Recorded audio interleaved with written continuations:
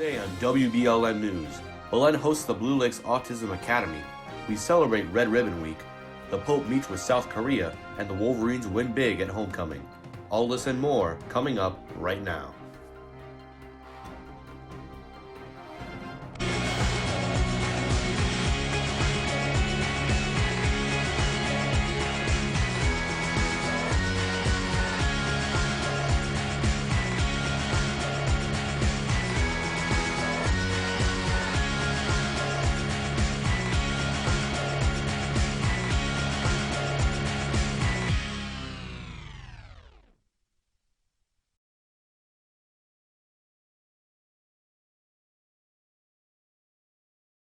Good morning, Belen. I'm Danny Esteban. And I'm Mario Fernandez, and welcome to this edition of WBLN for October 22nd, 2018. For the 12th consecutive year, Belen has hosted a fun day for the 150 children with autism from the Blue Lakes Autism Academy. George Perez has more. Last Friday, high school students and faculty gathered in the gym for Blue Lakes Field Day, an annual event where 150 students from Blue Lakes Autism Academy get on buses and head to Belen to have a fun-filled day. As Blue Lakes has grown, Blue Lakes we started as a Saturday event, and it's gotten bigger and bigger, and now all of Blue Lakes comes, and Blue Lakes has gotten bigger, so they've added a middle school, so we've even made our event even bigger. I think it's a great match for our kids because our kids are very active, and this is a very active event. They have to take responsibility for a child, and our kids always seem to step up to the plate, taking care of somebody, which is nice to see. Also, I have kids. This is a completely student-run event where the students lead other students. They lead the activities. They create the activities. They do everything. There's very few little teacher involvement. So it's great to see the leadership skills of our students blossom. Once the kids arrived, they headed into the gym to meet with their partners, who would lead them throughout the day in fun activities such as painting, throwing water balloons, jumping in the bounce house, running through the obstacle course, playing in the playground, and riding bicycles. At 12, everyone headed to the dining hall for lunch, where the students and kids enjoy their time together. Overall, I really enjoy my group because just seeing them being so happy and really enjoying what we have planned throughout the day really brought a smile to my face. But coming to your school one more day to help out a bunch of kids, it's so worth it. It's really worth it. For WBLN, this has been George Perez.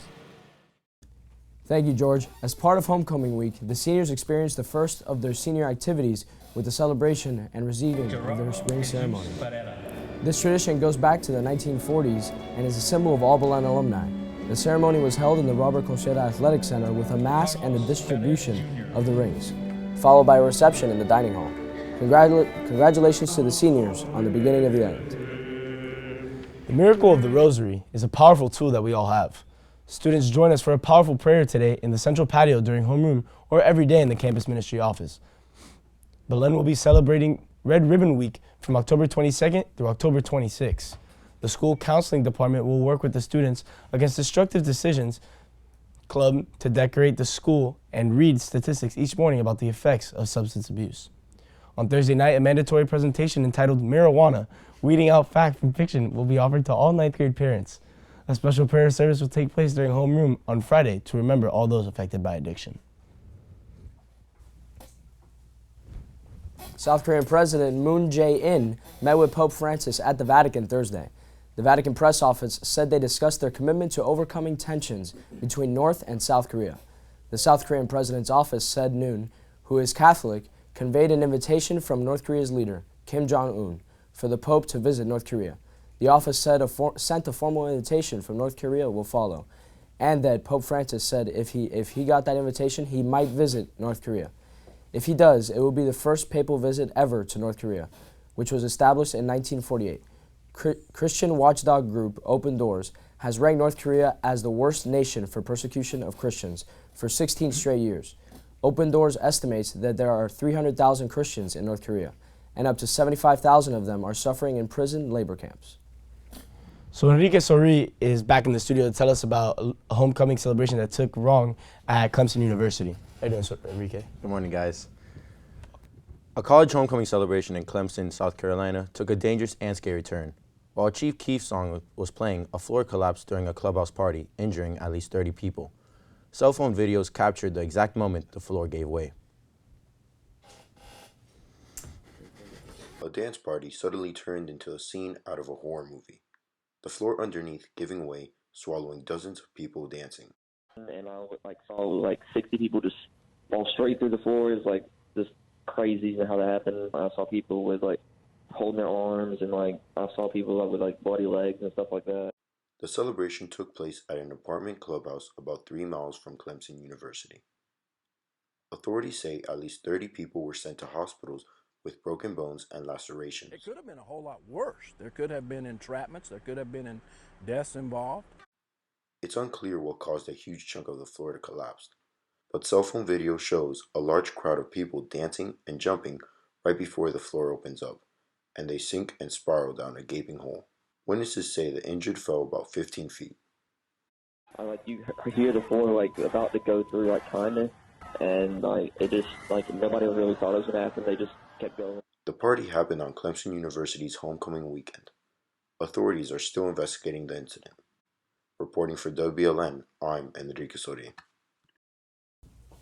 Thank you, Enrique. Honduras National Police detained 2 citizens from El Salvador at the Honduras-Guatemalan border after they allegedly hijacked 2 trucks to crash through a police fence, as reported by CNN affiliate Televicentro.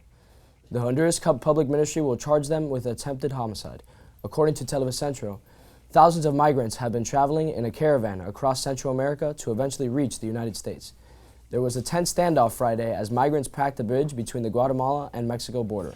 Many migrants who were not allowed inside Mexico jumped off a bridge connecting the 2 countries and into a river below.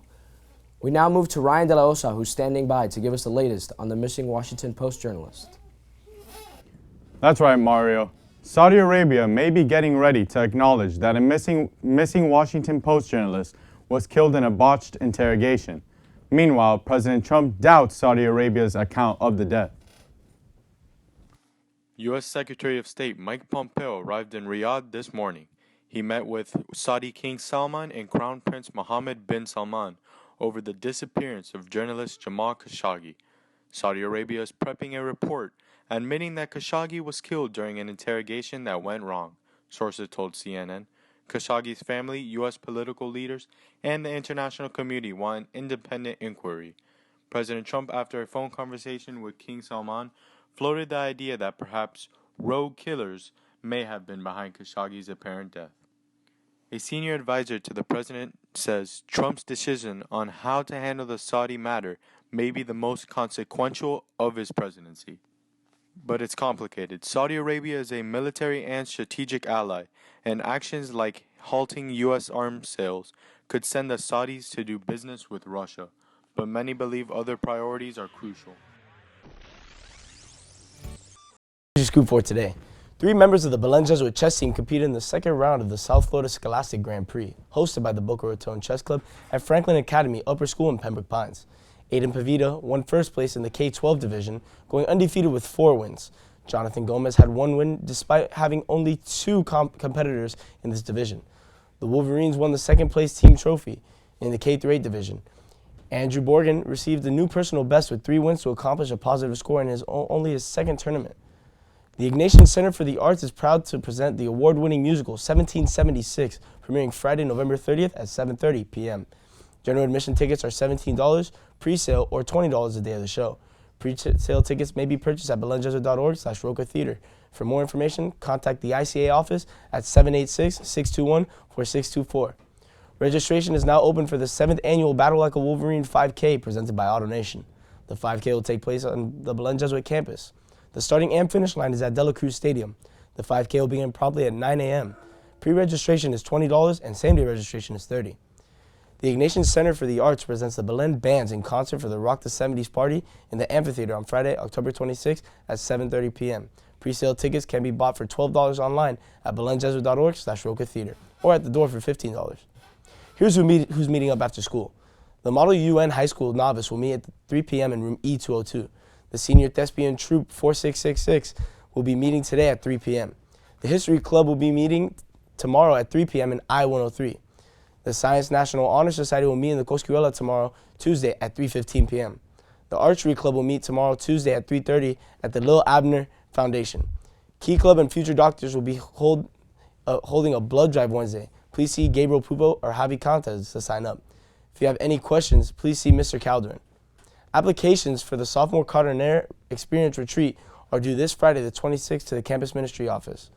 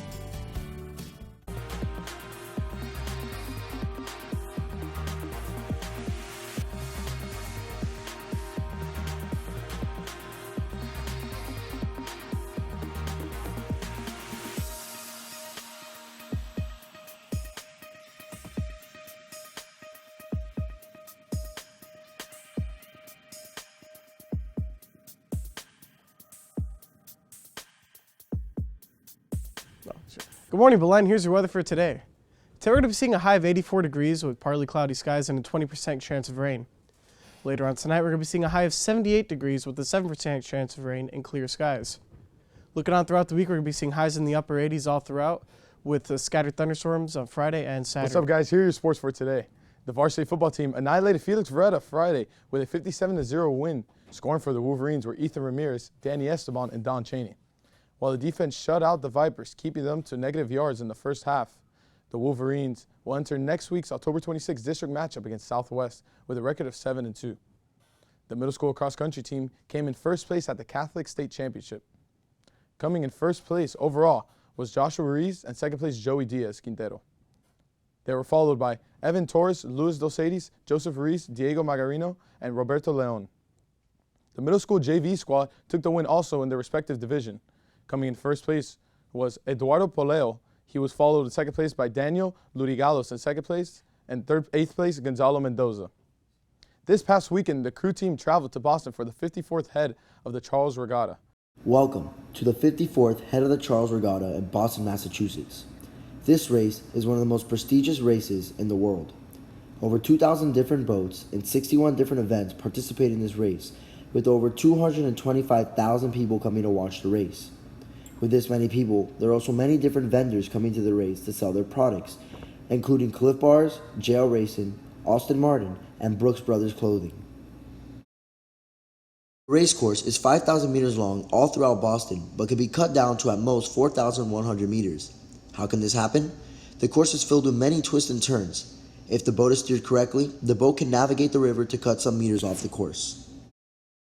On Saturday morning, all the Jesuit schools competing at the head of the Charles Regatta had a mass and breakfast being hosted by Boston College High School at 10 o'clock a.m.